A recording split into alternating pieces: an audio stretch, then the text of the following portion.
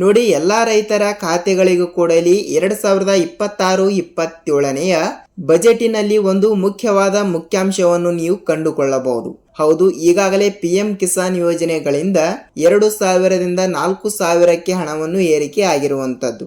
So ಅದೇ ರೀತಿಯಾಗಿಯೂ ಕೂಡ ಈಗಾಗಲೇ ನೋಡಿ, ಪಶು ಸಾಗಾಣಿಕೆ ಮಾಡಲು ಬಹಳಷ್ಟು ಸಹಾಯಧನವನ್ನು ನೀಡಲಿರುವ ಸರ್ಕಾರ, ಅದಕ್ಕೂ ಕೂಡ ಇಲ್ಲಿ ಬಹಳಷ್ಟು ರೈತರು ಕೂಡ ಇಲ್ಲಿ ಅನ್ವಯವಾಗಿರುವಂತದ್ದು. ಅದೇ ರೀತಿಯಾಗಿಯೂ ಕೂಡ ಇನ್ನೂ ತನಕ ಇಲ್ಲಿ ಮುಂಗಾರು ಹಂಗಾಮಿನಲ್ಲಿ ಬೆಳೆ ನಾಶವಾಗಿರುವ ಸಂಭವ ಇರುವುದರಿಂದ ಬೆಳೆ ಹಾನಿ ಪರಿಹಾರ ಹಣವನ್ನು ಕೂಡ ಇಲ್ಲಿ ಇನ್ನೂ ತನಕ ಕೆಲವು ರೈತರ ಖಾತೆಗಳಿಗೆ ಇಲ್ಲಿ ಬಂದೇ ಇಲ್ಲ ಅಂತ ಬಹಳಷ್ಟು ರೈತರು ಕೂಡ ಇಲ್ಲಿ ಕೇಳ್ತಾ ಇರುವಂತದ್ದು.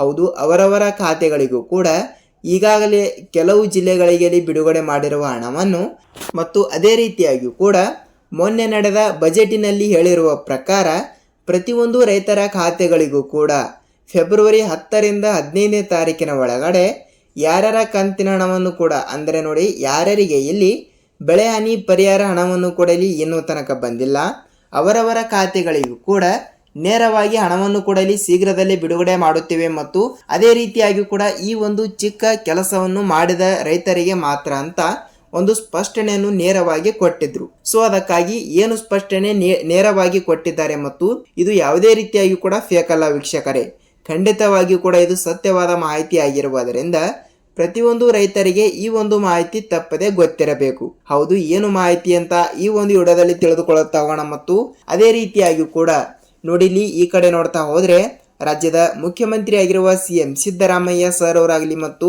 ಕಂದಾಯ ಇಲಾಖೆಯ ಸಚಿವರಾಗಿರುವ ಇಲ್ಲಿ ಕೃಷ್ಣ ಬೈರೇಗೌಡ ಸರ್ ಅವರು ಕೂಡ ಈ ರೀತಿ ಒಂದು ಮಾಹಿತಿ ಕೊಟ್ಟಿರುವುದರಿಂದ ಬೆಳೆ ಹಾನಿ ಪರಿಹಾರ ಹಣವನ್ನು ಕೂಡ ಇಲ್ಲಿ ಈಗಾಗಲೇ ಸತತವಾಗಿ ದಿನದಿಂದ ದಿನಕ್ಕೆ ನೇರವಾಗಿ 10ರಿಂದ 20 ಸಾವಿರ ರೈತರಿಗೆ ದಿನದಿಂದ ದಿನಕ್ಕೆ ಇಲ್ಲಿ ಹೆಚ್ಚಿನ ಪ್ರಮಾಣದಲ್ಲಿ ಹಣವನ್ನು ಬಿಡುಗಡೆ ಮಾಡ್ತಾ ಇರುವಂಥದ್ದು. ಯಾಕೆಂದರೆ ಫೆಬ್ರವರಿ 10ರಿಂದ 15ನೇ ತಾರೀಕಿನ ಒಳಗಡೆ ಪ್ರತಿಯೊಬ್ಬರಿಗೂ ಕೂಡ ಹಣವನ್ನು ಬಿಡುಗಡೆ ಮಾಡುವ ಕುರಿತು ಒಂದು ಮುನ್ಸೂಚನೆಯನ್ನು ಕೊಟ್ಟಿರುವುದರಿಂದ ಪ್ರತಿಯೊಂದು ರೈತರಿಗೂ ಕೂಡ ಒಂದು ಭರ್ಜರಿ ಗುಡ್ ನ್ಯೂಸ್ ಬಂದಿರುವಂಥದ್ದು. ಸೊ ಆದ ಕಾರಣ ಯಾವ ಚಿಕ್ಕ ಕೆಲಸವನ್ನು ಮಾಡಬೇಕು ಮತ್ತು ಅದೇ ರೀತಿಯಾಗಿಯೂ ಕೂಡ ಇವತ್ತು ಕೂಡ ಇಲ್ಲಿ ಯಾವ ಜಿಲ್ಲೆಗಳಿಗೂ ಕೂಡ ಬೆಳೆ ಹಾನಿ ಪರಿಹಾರ ಹಣವನ್ನು ಕೊಡಲಿ ಇನ್ನೂ ತನಕ ಬರಲಾರದ ರೈತರ ಖಾತೆಗಳಿಗೂ ಕೂಡ ನೇರವಾಗಿ ಕೆಲವು ಜಿಲ್ಲೆಗಳಿಗೂ ಕೂಡ ಇವತ್ತು ಕೂಡ ಇಲ್ಲಿ ಹಣವನ್ನು ಬಿಡುಗಡೆ ಮಾಡ್ತಾ ಇರುವಂತದ್ದು. ಹೌದು ವೀಕ್ಷಕರೇ, ನೇರವಾಗಿ ಪ್ರತಿಯೊಂದು ಜಿಲ್ಲೆಗಳಲ್ಲಿ ಇರುವಂತಹ ರೈತರಿಗೆ ಈ ಒಂದು ಮಾಹಿತಿ ಗೊತ್ತಿರಬೇಕು.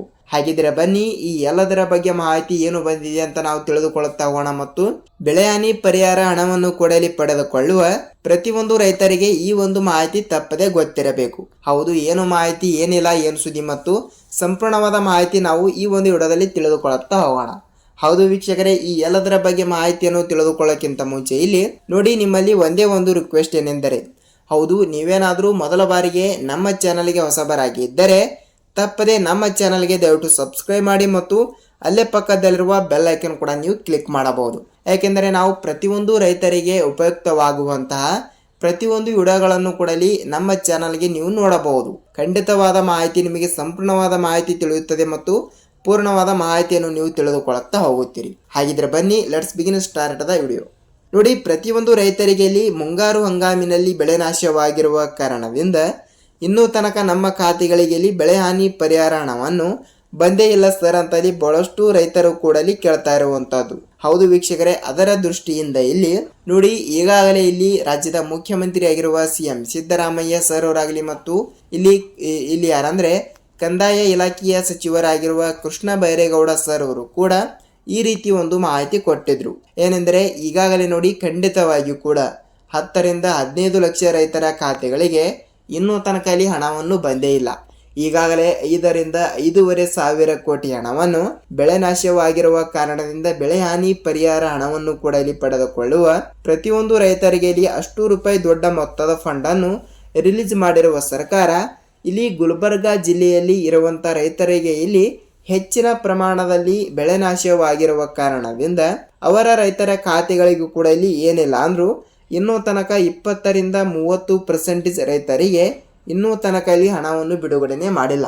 ಹೌದು, ಏಕೆ ಬಿಡುಗಡೆ ಆಗಿಲ್ಲ ಅಂತ ಇಲ್ಲಿ ರೈತರ ಕಡೆ ತಪ್ಪಿದೆಯಾ ಮತ್ತು ಸರ್ಕಾರದ ಕಡೆ ತಪ್ಪು ಇದೆಯಾ ಅಂತ ಇಲ್ಲಿ ನೀವು ನೋಡಬಹುದು. ನೋಡಿ ವೀಕ್ಷಕರೇ, ಇಲ್ಲಿ ಯಾವುದೇ ರೀತಿಯಾಗಿ ಕೂಡ ಇಲ್ಲಿ ಸರ್ಕಾರದ ಕಡೆ ತಪ್ಪು ಇಲ್ಲ. ಈಗಾಗಲೇ 3 ತಿಂಗಳಿನಿಂದ ಸತತವಾಗಿ ದಿನದಿಂದ ದಿನಕ್ಕೆ 10 ರಿಂದ 15 ಸಾವಿರ ರೈತರಿಗೂ ಕೂಡ ಈಗಲೂ ಕೂಡ ಇಲ್ಲಿ ಪ್ರೆಸೆಂಟ್ ಆಗಿ ಹಣವನ್ನು ಬಿಡುಗಡೆ ಆಗ್ತಾ ಇದೆ. ಅವರವರ ಜಿಲ್ಲೆಗಳ ಪ್ರಕಾರ ಮತ್ತು ಅವರವರ ಜಮೀನಿನ ಪ್ರಕಾರ ಇಲ್ಲಿ ಹಣವನ್ನು ನಿಗದಿತವಾಗಿ ಅವರವರ ಖಾತೆಗಳಿಗೂ ಕೂಡ ಇಲ್ಲಿ ಬಿಡುಗಡೆ ಆಗ್ತಾ ಇರುತ್ತದೆ. ಸೊ ಯಾವ ರೀತಿ ಇಲ್ಲಿ ಇನ್ನೂ ತನಕ ರೈತರಿಗೆ ಹಣವನ್ನು ಬಂದಿಲ್ಲ ಅಂತ ನೀವು ಕೇಳ್ತಾ ಇದ್ರೆ, ನೋಡಿ ರೈತರ ಕಡೆನೆ ತಪ್ಪು ಇರೋದು. ಹೌದು ವೀಕ್ಷಕರೇ, FID ಅಂತ ಕಂಪಲ್ಸರಿ ಆಗಿ ಕೂಡ ಇಲ್ಲಿ ಪ್ರತಿಯೊಬ್ಬರು ಕೂಡ ಇಲ್ಲಿ ಮಾಡಲೇಬೇಕು. ನಾನು ಪ್ರತಿಯೊಂದು ವಿಡಿಯೋದಲ್ಲಿ ಕೂಡ ಹೇಳಿದ್ದೀನಿ ಮತ್ತು ಈಗಲೂ ಕೂಡ ಹೇಳ್ತಾ ಇದ್ದೀನಿ. ಯಾಕೆಂದ್ರೆ FID ಬಹಳಷ್ಟು ಇಂಪಾರ್ಟೆಂಟ್. FID ಮಾಡಿಸಿದ್ರೆ ನಿಮ್ಮ ಖಾತೆಗಳಿಗೆ ನೇರವಾಗಿ ಹಣವನ್ನು ಬಿಡುಗಡೆ ಆಗುತ್ತದೆ.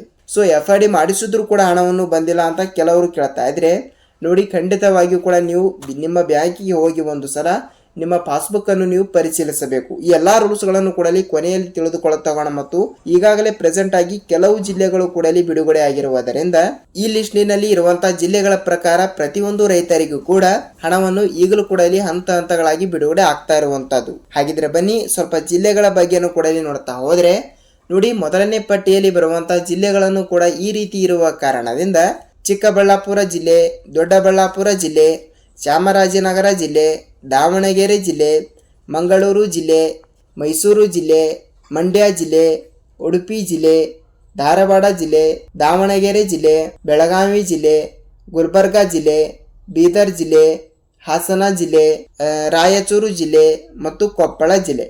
ನೋಡಿ ಕೇವಲ 14 ಇಲ್ಲವಾದ್ರೆ 15 ವೀಕ್ಷಕರೇ, ಟೋಟಲ್ 14ರಿಂದ 15 ಜಿಲ್ಲೆಗಳು ಕೂಡ ಇಲ್ಲಿ ಇರುವ ಪ್ರಕಾರ ಈ ಜಿಲ್ಲೆಗಳಲ್ಲಿ ಇರುವಂತ ಪ್ರತಿಯೊಂದು ರೈತರ ಖಾತೆಗಳಿಗೂ ಕೂಡ ನೇರವಾಗಿ ಇವತ್ತಿನಿಂದಲೇ ಕೂಡ ಹಣವನ್ನು ಬಿಡುಗಡೆ ಆಗ್ತಾ ಇರುವಂತದ್ದು. ಕೆಲವರಿಗೆ ಹಣ ಬಿಡುಗಡೆ ಆಗ್ತಾ ಇದೆ ಮತ್ತು ಇನ್ನೂ ಕೆಲವರಿಗೆ ಇಲ್ಲಿ ಹಣವನ್ನು ಬಿಡುಗಡೆ ಆಗಲು ಕಾರಣ ಏನೆಂದರೆ, ನೋಡಿ ಖಂಡಿತವಾಗಿಯೂ ಕೂಡ FID ಅನ್ನೋದು ಬಹಳಷ್ಟು ಇಂಪಾರ್ಟೆಂಟ್. ಖಂಡಿತವಾಗಿಯೂ ಕೂಡ ನಿಮ್ಮ ರೈತ ಸಂಪರ್ಕ ಕೇಂದ್ರಕ್ಕೆ ನೀವು ಒಂದು ಸಲ ಭೇಟಿ ನೀಡಲೇಬೇಕು. ಹೌದು, ಇಲ್ಲಿ ರೈತ ಸಂಪರ್ಕ ಕೇಂದ್ರವಾಗಲಿ ಮತ್ತು ನಿಮ್ಮ ತಾಲೂಕಿನಲ್ಲಿ ಇದ್ದೇ ಇರುತ್ತದೆ ಎಲ್ಲ. ಇಲ್ಲಿ ಕೃಷಿ ಇಲಾಖೆ ಎರಡರಲ್ಲಿ ಒಂದಕ್ಕೆ ನೀವು ಒಂದು ಸಲ ಭೇಟಿ ನೀಡಿ ತಪ್ಪದೆ ನಿಮ್ಮ ಬ್ಯಾಂಕ್ ಪಾಸ್ಬುಕ್ ಜೆರಾಕ್ಸ್ ಮತ್ತು ನಿಮ್ಮ ಆಧಾರ್ ಕಾರ್ಡ್ ಮತ್ತು ನಿಮ್ಮ ಆಧಾರ್ ಕಾರ್ಡ್ಗೆ ಲಿಂಕ್ ಇರುವಂಥ ಮೊಬೈಲ್ ನಂಬರ್ ಮತ್ತು ಅದೇ ರೀತಿಯಾಗಿಯೂ ಕೂಡ ಇದೇ ವರ್ಷದ ನಿಮ್ಮ ಜಮೀನಿನ ಒಂದು ಪಹಣಿ ಉತ್ತಾರಿ, ಈ 4 ಡಾಕ್ಯುಮೆಂಟ್ಗಳನ್ನು ಕೂಡ ತೆಗೆದುಕೊಂಡು ತಪ್ಪದೆ ನೀವು ಖಂಡಿತವಾಗಿಯೂ ಕೂಡ FID ಕೂಡ ತಪ್ಪದೆ ಮಾಡಿಸಿ.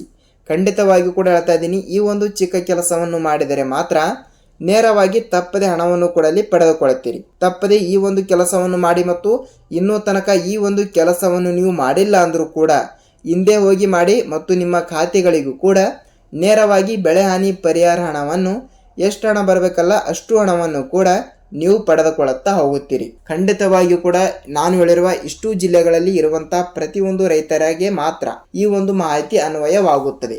ಮತ್ತು ಅದೇ ರೀತಿಯಾಗಿಯೂ ಕೂಡ ನಿಮ್ಮ ಪಾಸ್ಬುಕ್ ಅನ್ನು ನಿಮ್ಮ ಬ್ಯಾಂಕಿಗೆ ಹೋಗಿ ಒಂದು ಸಲ ಪರಿಶೀಲಿಸಿ ಮತ್ತು ನಿಮ್ಮ ಪಾಸ್ಬುಕ್ಕಲ್ಲಿ ಎಷ್ಟೆಲ್ಲ ಹಣವನ್ನು ಇದೆಯಾ, ಏನಿಲ್ಲ ಅಂದರೂ 1,000ದಿಂದ 2,000 ರೂಪಾಯಿ ಹಣ ಆದರೂ ಕಂಪಲ್ಸರಿ ನೀವು ಅಲ್ಲಿ ಇಟ್ಟಿರಬೇಕು, ಅಂದರೆ ಡೆಪಾಸಿಟ್ ಮಾಡಿರಬೇಕು. ಈ ಎಲ್ಲ ಸಣ್ಣ ಪುಟ್ಟ ಕೆಲಸಗಳನ್ನು ಪ್ರತಿಯೊಬ್ಬರು ಕೂಡ ಮಾಡಿ ನೇರವಾಗಿ ಹಣವನ್ನು ಬಿಡುಗಡೆ ಆಗ್ತಾ ಇರುತ್ತದೆ. ಖಂಡಿತವಾಗಿಯೂ ಕೂಡ ನೇರವಾಗಿ ಪ್ರತಿಯೊಬ್ಬರು ಕೂಡ ಇಲ್ಲಿ ತಪ್ಪದೆ ಹಣವನ್ನು ಪಡೆದುಕೊಳ್ಳುತ್ತಾ ಹೋಗುತ್ತೀರಿ.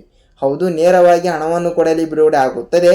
ಖಂಡಿತವಾಗಿಯೂ ಕೂಡ ಇಲ್ಲಿ ಯಾವುದೇ ರೀತಿಯಾಗಿ ಕೂಡ ಭಯಪಡುವ ಅವಶ್ಯಕತೆ ಇಲ್ಲ. ಸೊ ಅದೇ ರೀತಿಯಾಗಿ ಕೂಡ PM ಕಿಸಾನ್ ಯೋಜನೆಯ ಪ್ರತಿ ತಿಂಗಳು ಕೂಡ ಇಲ್ಲಿ 2,000 ರೂಪಾಯಿ ಹಣವನ್ನು ಬಿಡುಗಡೆ ಮಾಡುವ ಸರ್ಕಾರ ಇದು ಖಂಡಿತವಾಗಿಯೂ ಕೂಡ ಇಲ್ಲಿ ಹೆಚ್ಚಿನ ಪ್ರಮಾಣದ ಹಣವನ್ನು ಕೂಡ ಇನ್ನು ಮುಂದೆ ಬಿಡುಗಡೆ ಆಗುತ್ತದೆಯೇ ಅಂತ ನೀವು ಒಂದು ಸುದ್ದಿಯನ್ನು ಕೇಳಿರಬಹುದು. ಹೌದು ವೀಕ್ಷಕರೇ, ಈಗಾಗಲೇ ಸೋಷಿಯಲ್ ಮೀಡಿಯಾದಲ್ಲಿ ಕೂಡ ಪ್ರತಿಯೊಂದು ಹಾವಳಿನೂ ಇಲ್ಲಿ ಇದೆ.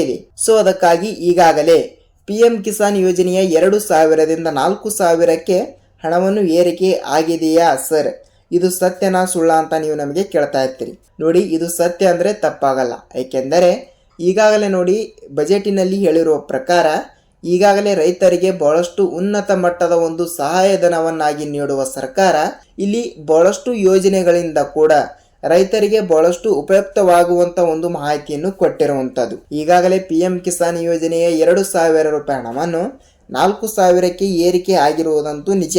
ಆದರೆ ಜನವರಿ ತಿಂಗಳಿನಲ್ಲಿನೇ ಒಂದು ಮಾಹಿತಿ ಕೊಟ್ಟಿದ್ರು. ಆದರೆ ಜನವರಿ ತಿಂಗಳಿನಲ್ಲಿ ಯಾವುದೇ ರೀತಿಯಾಗಿ ಕೂಡ ಹಣವನ್ನು ಬಿಡುಗಡೆ ಆಗಿಲ್ಲ.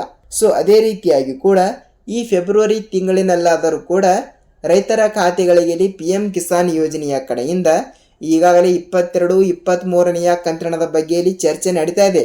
ಸೊ ಅದಕ್ಕಾಗಿ 4,000 ರೂಪಾಯಿ ಹಣವನ್ನು ಕೂಡ ಪ್ರತಿಯೊಬ್ಬರಿಗೂ ಕೂಡ ಇಲ್ಲಿ ಬಿಡುಗಡೆ ಆದ್ರೂ ಕೂಡ ಆಗಬಹುದು ವೀಕ್ಷಕರೇ. ಇದರ ಬಗ್ಗೆನೂ ಕೂಡ ಇಲ್ಲಿ ಇನ್ನೂ ತನಕ ಏನೇ ಮಾಹಿತಿ ಬಂದಿಲ್ಲ. ಸೊ ಅದಕ್ಕಾಗಿ ಖಂಡಿತವಾಗಿಯೂ ಕೂಡ ನೆಕ್ಸ್ಟ್ ವಿಡಿಯೋದಲ್ಲಿ ಇದರ ಬಗ್ಗೆನೂ ಕೂಡ ಸಂಪೂರ್ಣವಾದ ಮಾಹಿತಿ ಏನಾದರೂ ಸಿಕ್ಕರೆ ನಾನು ನಿಮಗೆ ಪ್ರತಿಯೊಂದು ಮಾಹಿತಿಯನ್ನು ಪಿನ್ ಟು ಪಿನ್ ತಿಳಿಸ್ಕೊಡ್ತೀನಿ ವೀಕ್ಷಕರೇ. ಹೌದು, ಇದಿಷ್ಟು ಈ ದಿನದ ಮಾಹಿತಿ. ಮತ್ತು ನಿಮಗೆ ಏನೇ ಡೌಟ್ ಇದ್ದರೂ ಕೂಡ ನೀವು ನಮಗೆ ಕಮೆಂಟ್ ಮಾಡಿ ಮತ್ತು ನಾವು ನೆಕ್ಸ್ಟ್ ಅದರ ಬಗ್ಗೆನೂ ಕೂಡ ಇಲ್ಲಿ ರಿಸರ್ಚ್ ಮಾಡಿ ವಿಡಿಯೋನ ಮಾಡ್ತಾ ಇರ್ತೀವಿ. ನೋಡಿ, ರೈತರಿಗೆ ಉಪಯುಕ್ತವಾಗುವಂಥ ವಿಡಿಯೋಗಳು ಕೂಡ ನೀವು ನೋಡಬಹುದು.